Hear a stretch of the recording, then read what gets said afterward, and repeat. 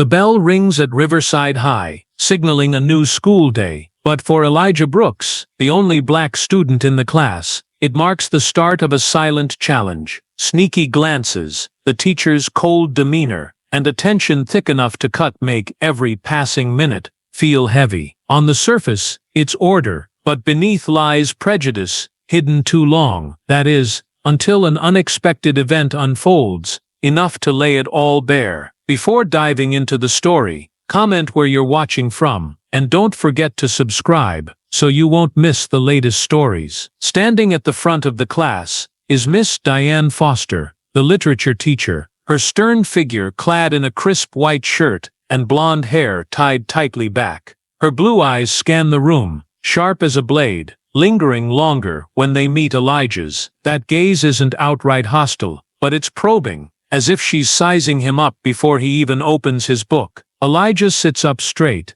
trying to keep his face calm, but his heart beats faster. He's no stranger to looks like that, but today, in this room, they sting like needles on his skin. Miss Foster steps to the board, her lips pressed into a thin line. "Good morning, class," she says, her voice crisp and echoing in the quiet space. She pauses, her eyes flicking back to Elijah, her lips curling into a faint smile. "So, we have a new addition to our class. I do hope you can keep up with our rigorous curriculum, Mr. Brooks." Elijah feels the blood rush to his face. The word rigorous lands hard, like a warning aimed straight at him. He looks down, pretending to organize his books, but a question rings in his mind. Is she doing this on purpose? He knows his father is the principal of this school, but he's determined not to let that define him. He just wants to be seen as a regular student. Miss Foster turns back to the board, writing "Power and Oppression" in bold strokes. "Today we'll discuss themes of power and oppression in To Kill a Mockingbird. Who'd like to start?" she asks, her tone softening, but her eyes slide past Elijah, as if he's invisible. Hands shoot up. Elijah raises his too, eager to try. He's read the book, and its story of racial injustice has stuck with him. But Miss Foster doesn't see him. She points to Ryan Hughes, a white student in the front row, with messy brown hair. "Ryan, go ahead," she says, her voice gentle. Ryan hesitates.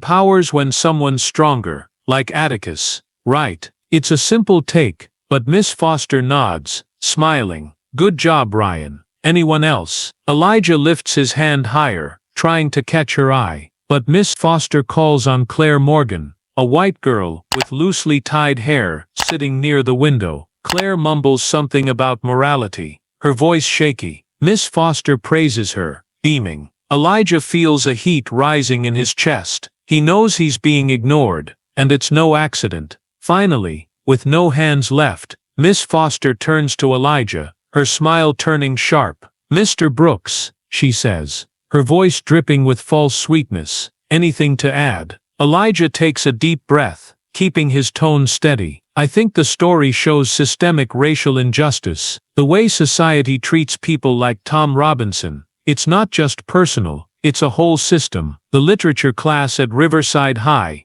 begins again with the familiar bell, but the air remains thick with tension, as if it never left from the last session. Elijah Brooks steps in, his eyes quietly scanning the worn desks, trying to pick a spot that won't stand out. But no matter how he shrinks himself, the stares from classmates and the teacher's chill weigh on him like an unseen net. Miss Diane Foster is already at the front, her piercing gaze sweeping over the students, only to linger, almost predictably, on Elijah's face. He sits down, shoulders stiff, bracing himself for another class he knows won't be easy.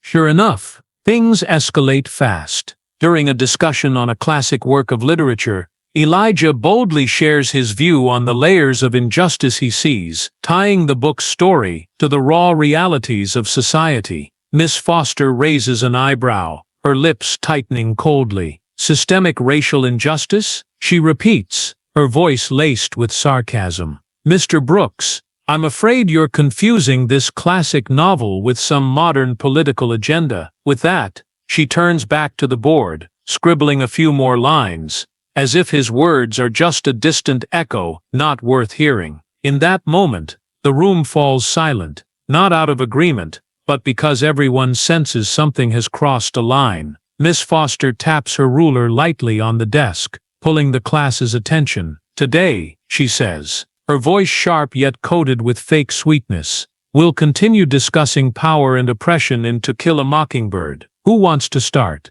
She stands tall, arms crossed, her eyes drifting over the students, but deliberately skipping Elijah, though his hand is up from the jump. Hands rise. Elijah keeps his raised, trying to catch her gaze, but Miss Foster points to Ryan Hughes, lounging in the front row, with a smug grin. "Ryan, you go," she says, her tone soft. Ryan shrugs, stumbling over his words. "A power's when someone like Atticus stands up for justice, right?" It's vague, but Miss Foster nods, her smile pleased. "Very good, Ryan. Clear thinking." Elijah feels a burn in his chest. His hand stays up, but Miss Foster keeps calling others, a girl in the corner, then a boy by the window. Each time she praises their bland answers, Elijah senses the unfairness more sharply. Finally, with no one else volunteering, Miss Foster turns to him, her faint smile now icy. "Brooks," she says,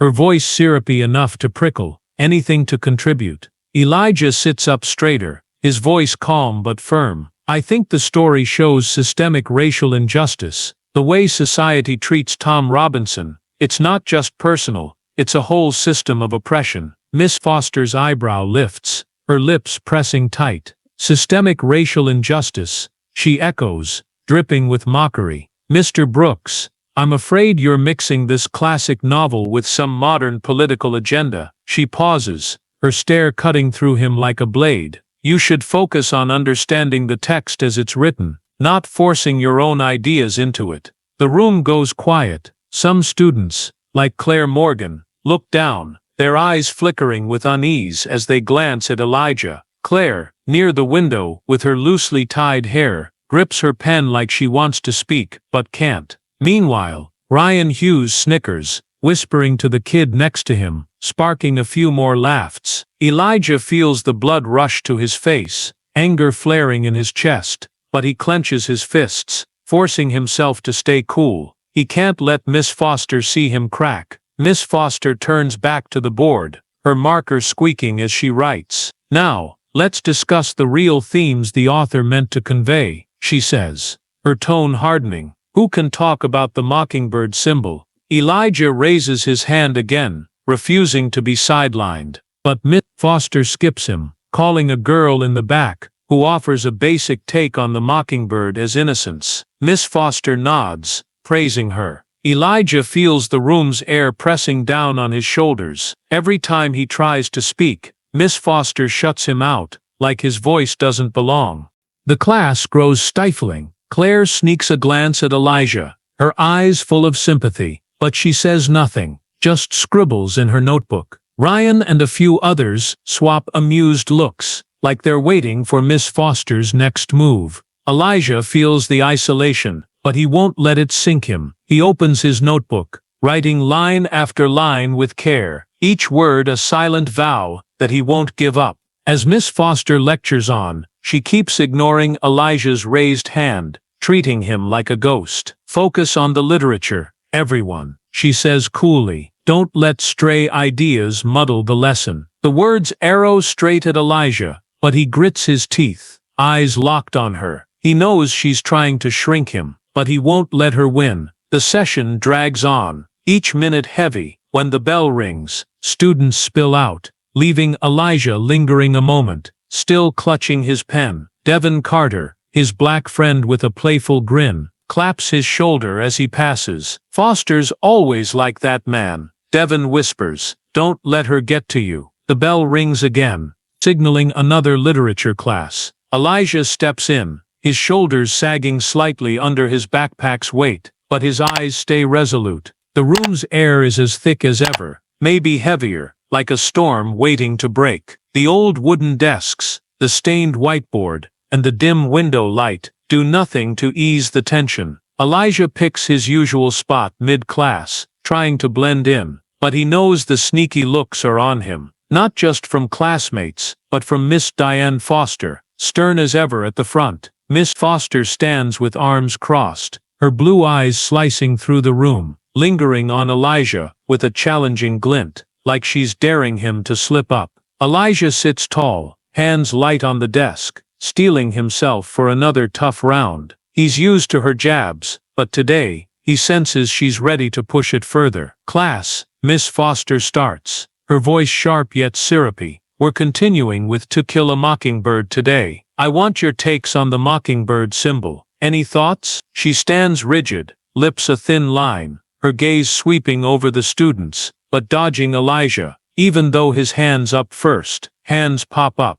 Elijah keeps his steady, trying to lock eyes, but Miss Foster picks Ryan Hughes, smug in the front row. Ryan, you're up, she says, her tone warm. Ryan shrugs, half-hearted. The mockingbird, it's probably innocence, like the good characters, right? It's simple, but Miss Foster nods, smiling wide. Great job, Ryan. Spot on. Anyone else? Elijah pushes his hand higher, refusing to back off. But Miss Foster skips him, calling Claire Morgan by the window, her loose hair framing a nervous face. Claire stammers about the main character's goodness. Miss Foster glows. Excellent, Claire. Right on the author's intent. Elijah feels a fire in his chest. He knows it's deliberate, and the unfairness stings harder now. Finally, with no hands left, Miss Foster faces him, her faint smile chilling. Mr. Brooks, she says, voice cloying, got something to add? Or are you still caught up in those unusual ideas? Elijah breathes deep,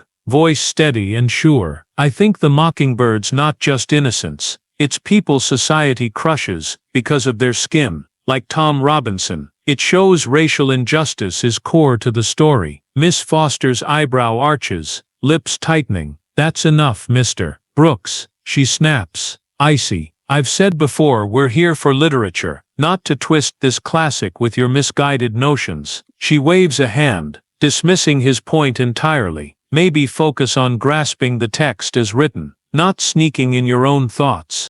The room goes dead quiet. Claire bows her head, gripping her pen, her eyes uneasy, as they flick to Elijah. Ryan and a few others snicker, swapping amused glances, like it's a show. Elijah's face burns, anger surging, but he grits his teeth, fingers white around his pen. He won't let her see him break. Miss Foster turns back to the board, her marker screeching.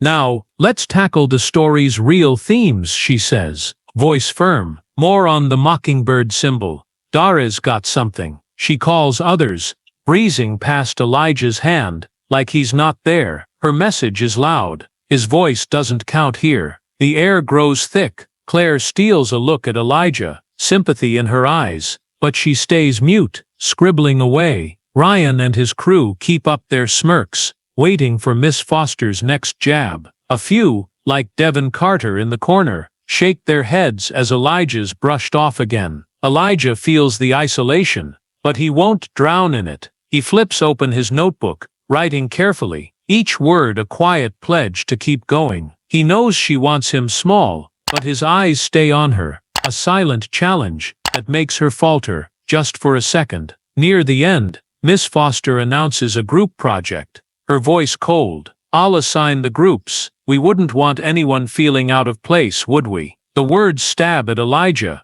and he catches her intent. He sits up straighter, eyes locked, ready for whatever she throws next. It's presentation day for the To Kill a Mockingbird group project, and Elijah's been up nights making sure it's perfect. But the room still feels heavy, like a storm's brewing. The old desks are neatly lined, dim light filtering through the windows, onto the stained whiteboard. Elijah takes his usual spot, sensing the sidelong glances from classmates, and more intensely, from the stern figure at the front. Miss Foster stands with arms crossed, her blue eyes scanning coldly, locking on Elijah, with a thin, loaded smile. That look isn't just probing, it's a clear dare, like she's got a plan to trip him up. Elijah sits tall, hands resting lightly, fighting the nerves. She's never welcomed him here, but today, he's set on proving himself through this presentation. Class, Miss Foster begins,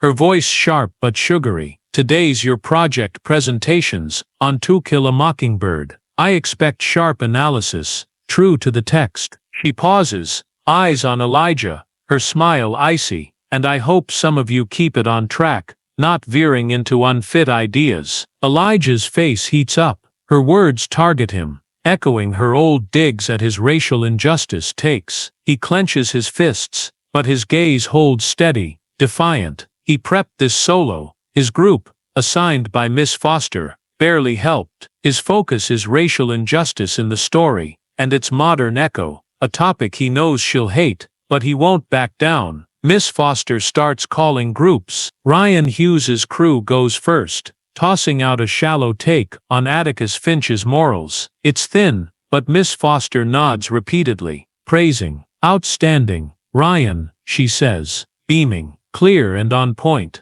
Elijah's chest burns. He's at a disadvantage, but when his turn comes, he stands, grabbing his small projector and notes. He starts setting up, but as he plugs in, the screen flickers and dies. He tries again, nothing. Miss Foster stands there, arms crossed, a faint smile playing. Trouble, Mr. Brooks? She asks, voice syrupy. I hope you're not holding us up. Elijah grits his teeth, checking the cord. It's loose, not by chance. No time to argue. I'll present without it, he says, calm but solid. He launches in, voice clear in the hushed room. To Kill a Mockingbird isn't just about personal justice, he says. It exposes systemic racial injustice. Tom Robinson's condemned before his trial even starts, because of his skin, that still hits today, with bias alive in our world. Miss Foster, off to the side, lips tight, glares like a knife. Before he can go on, she cuts in. Mr. Brooks, she says, voice frigid. How many times have I told you, we're here for literature, not your modern political agendas shoved into this classic. She waves off his whole talk. Anything else? Or is that it? The room's silence is thick. Claire Morgan looks down, clutching her pen, eyes worried, as she glances at Elijah. Then, surprising everyone, she speaks, voice trembling. I think Mr. Brooks's presentation was deep, she says. It made me think about how the story ties to now. Miss Foster's eyebrow shoots up, her cold stare shifting to Claire. Thanks for that, Claire, she says. Syrupy again, but I'm afraid Mr. Brooks is off track. We need literature, not personal feelings. Ryan Hughes snickers, whispering to his neighbor, sparking more laughs. Elijah's face burns, anger roaring, but he grits his teeth, standing tall. I'm not done, he says, firm. He pushes on, breaking down the mockingbird symbol, how it stands for those society tramples, without the projector or her backing. When he finishes, the room's still. Claire claps softly, but Miss Foster jumps in. Thank you, Mr. Brooks, she says, icy. I'll grade you on academic standards, and I'm afraid it's lacking focus. Next time, stick to the assignment. She turns away, calling the next group. Like Elijah's efforts nothing. Elijah sits gripping his notes. Isolation stings, but his eyes stay on Miss Foster, quietly defiant. Devin Carter, in the corner, flashes a thumbs up, but Elijah just nods. He knows she tried to sabotage him, but he made it through, at least for now. Class, Miss Foster starts, her voice sharp yet falsely sweet. Today we'll review the presentations and dig deeper into To Kill a Mockingbird. But first, I've got some business to settle. She pauses, eyes locking on Elijah, her smile cold. Mr. Brooks, I'd like a word after class. I've decided to call a parent-teacher meeting to discuss your attitude and academic performance here. Elijah's heart clenches. Attitude and performance hit like daggers, but he keeps his face steady, hiding any waver from Miss Foster. He knows she's lying. He hasn't disrupted anything, and his sabotaged presentation was still one of the sharpest. But truth doesn't matter to her. She wants him smaller. What gnaws at him most is his dad, Dr. Lawrence Brooks, the principal. He's kept that quiet, and he dreads his father getting dragged in, complicating things. He just wants to face her himself. Miss Foster presses on, her voice chilly in the still room. "I've gone over your presentation closely, and it's clear you're not meeting this class's academic standards. I hope your family can help you adjust your attitude and step up." She lingers on adjust, smirking thinly, like she's savoring it. The silence is suffocating. Claire Morgan looks down, gripping her pen, eyes anxious as they dart to Elijah. She wants to speak, but fear holds her back. Ryan Hughes snickers, whispering to his buddy, drawing more laughs. They don't know the real story, and Elijah feels the weight of isolation on his shoulders. He grits his teeth, hands tight on the desk's edge, but his stare stays on Miss Foster, silently daring her. Miss Foster turns to the board, acting like it's settled. "Now, on with the lesson," she says, tone stern. "Who's got something on the mockingbird symbol?" She calls others, skipping Elijah's hand like he's not there, but he doesn't quit. He writes line after line, each word a vow not to let her crush him.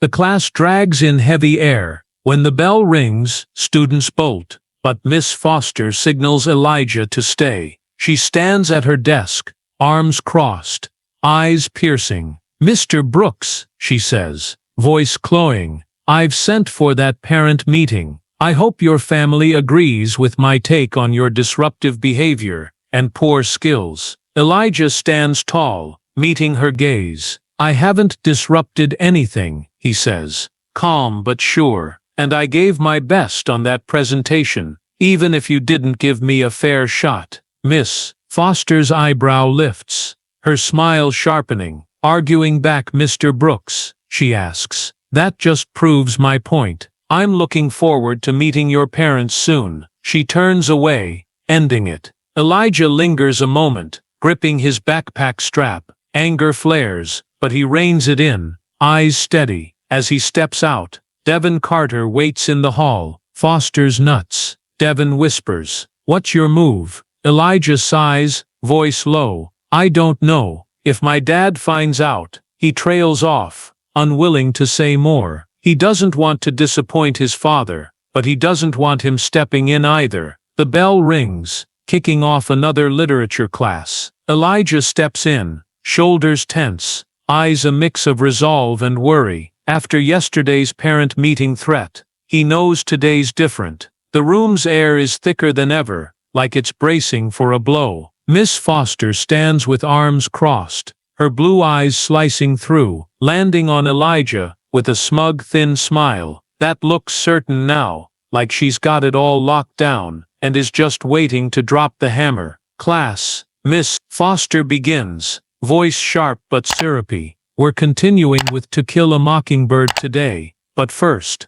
a quick note." She pauses, eyes on Elijah, her smile icy. "I've requested a parent-teacher conference for Mr. Brooks to address his attitude and performance. I hope you all see that unacceptable behavior won't fly here." Elijah's heart tightens. Unacceptable behavior rings false, but he keeps his face cool, not giving Miss Foster an inch. He knows she's twisting it. He hasn't stepped out of line, and she sabotaged his work. But before he can react, the door swings open, and a tall figure strides in. Dr. Lawrence Brooks, Riverside High's principal, steps up in a crisp black suit, his stern gaze sweeping the room. The class goes silent, a few kids whispering, confused. Miss Foster looks up, startled, but recovers fast. "Oh, Mr. Brooks," she says, voice honeyed. "Great timing. I was just setting up a meeting with Mr. Brooks's parents. Maybe you can help me sort this out."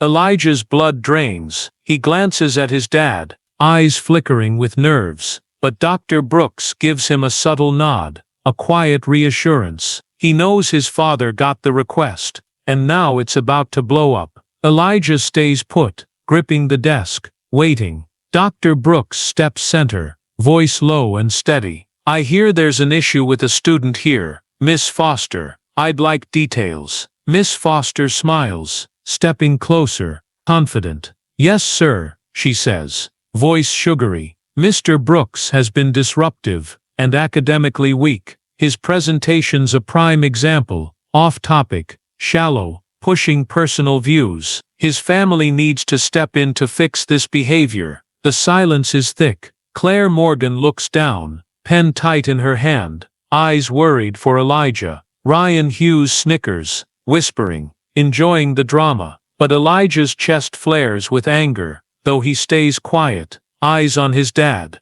Dr. Brooks raises an eyebrow, his gaze cutting to Miss Foster. Disruptive and weak, he repeats, voice low but commanding. You sure about that, Miss Foster? She nods, unshaken. Absolutely, sir. He doesn't fit this class's standards. I've tried, but he needs stricter guidance from home. Dr. Brooks stands still a moment, eyes scanning the room, then locking on Elijah. He takes a deep breath, voice rumbling like quiet thunder. Then maybe I should reintroduce myself. Miss Foster, I'm Dr. Lawrence Brooks, principal of this school, and Elijah Brooks's father. The room freezes. Miss Foster goes rigid, her smile vanishing, panic flashing across her face. You, what? She stammers, voice shaky. Dr. Brooks steps closer, eyes never leaving her. I said Elijah's my son, he says, voice ice cold, and I've heard enough to know your claims aren't just false, they're personal. Got anything to justify that? Miss Foster opens her mouth, scrambling. I didn't know. I mean, I just wanted to help him improve, she says, voice fading. But Dr. Brooks cuts her off. Help by cutting him down in front of everyone? By sabotaging his presentation? He says, voice razor sharp. I'm taking over this class from now on, and your actions will be thoroughly reviewed. Elijah sits there, relief and pride flooding him. He looks at his dad, seeing a strength he hadn't fully grasped. But he's uneasy too. He didn't want his father stepping in like this. He wanted to handle Miss Foster himself. Still, the truth's out, and he knows things are shifting. Miss Foster stands frozen, hands trembling, eyes wild. The class is hushed. Claire Morgan, looking up, stunned. Ryan Hughes stops laughing, jaw dropped. Devin Carter flashes Elijah, a sly thumbs up, grinning. Dr. Brooks turns to Elijah, nodding slightly. You did good, Elijah, he whispers, just for him. Elijah nods back, hands easing off the desk, his inner fire burning brighter. The fight's not over, but now, he's not alone. Miss Diane Foster stands by the board, hands trembling, faintly, panic flickering, before she tries to steady herself. Her thin smile's gone, replaced by a stiff mask, like she's bracing against the wave that just hit. Dr. Brooks steps closer, eyes sharp, voice low but ringing in the quiet room. Miss Foster, he says, I think the whole class needs to hear what's been going on here. Miss Foster opens her mouth, voice shaky, but clinging to fake sweetness. Mr. Brooks, sir, I just want what's best for the students, nothing personal. I just thought Mr. Brooks needed guidance to get better. Dr. Brooks raises an eyebrow, eyes fixed on her. Guidance, he echoes, voice heavy with authority. By targeting him? By undermining his presentation? By calling a parent meeting with baseless accusations? He pauses, letting each word sink in. That's your idea of guidance? The silence is suffocating. Claire Morgan looks up, eyes wide with shock, and a hint of relief, her pen finally loose. Ryan Hughes sits still, his snickers dead, face confused. Devin Carter sneaks a glance at Elijah, his sly grin now proud. Miss Foster steps back, hands up like she's defending herself. I didn't undermine anything, she says, voice frail. I just wanted him focused on literature, not off-track ideas. It's my job to keep this class on course. Dr. Brooks closes in, voice icy. Your job is to make a fair space for every student, he says. Instead, you singled out Elijah, humiliated him in front of everyone, and made it tough just because he spoke his mind. That's keeping the class on course. Elijah's heart races. He watches his dad, seeing a power he hadn't fully clocked. But he's uneasy too. He didn't want to be the spotlight like this. He wanted to face Miss Foster solo. Yet now his dad's shielding him, and pride swells despite himself. Dr. Brooks turns to the class, voice booming like a decree. I want you all to get this straight, he says. Riverside High doesn't tolerate unfairness or bias. What happened to Elijah, ignored, mocked, sabotaged, is unacceptable. Education lifts students up, not crushes them. Miss Foster tries to cut in. Sir, but Dr. Brooks raises a hand, silencing her. Enough, Miss Foster, he says, firm. I'm overseeing this class now, and the school board will dig into your conduct. Step out, now. Miss Foster freezes, hands shaking, eyes frantic. She scans the room for backup, but no one speaks. Finally, she turns, shuffling out, the door slamming shut behind her like a full stop. Dr. Brooks faces the class again, his gaze softening. Now, he says, voice low but warmer, I want to hear from you. Who's felt unfairly treated? Who thinks we can make this class fairer? Claire Morgan raises her hand, voice quivering, but clear. I think Mr. Brooks got a raw deal, she says. His presentation was solid, but Miss Foster didn't give him a chance. She pauses, glancing at Elijah, apologetic. I should have spoken up sooner. Ryan Hughes, out of nowhere, pipes up, hesitant.